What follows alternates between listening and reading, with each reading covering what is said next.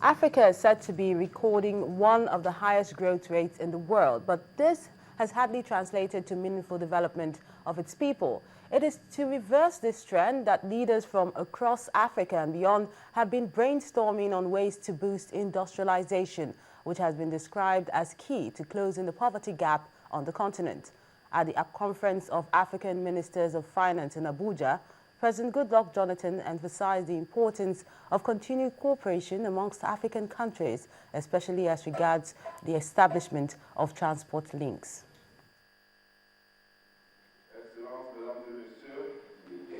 Heads of government, top officials from African Union and their counterparts from the United Nations had a session to find solution to issues of non-industrialization of the African continent. Although statistics shows that countries in Africa have witnessed a 5% growth rate per annum in the last decade, translating this into realities remains a daunting challenge. Many of the leaders would want this reversed. Our continent's industrialization plans will not take off until we fix our infrastructure.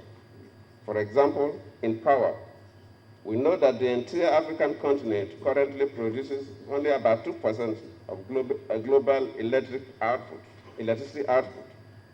For transport infrastructure, the road linkages between our cities are not always in the best condition, and the transport links between our countries also need to be greatly improved.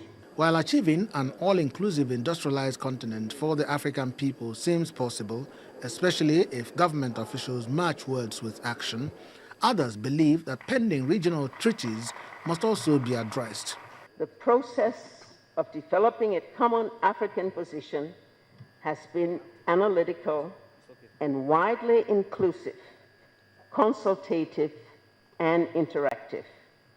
The aim is to ensure that our priorities are clearly articulated for both inputting into the global process of developing the post-2015 development agenda, and most importantly, for underpinning Africa's country future development plans and priorities.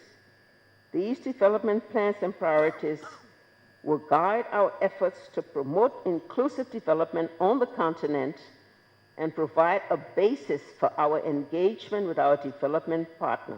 Amidst huge potentials in the region that could help in translating the dreams of these heads of government into realities is human capital, infrastructure, and a sustained internal and domestic borrowing. International donor agencies say they are willing to offer help in this regard.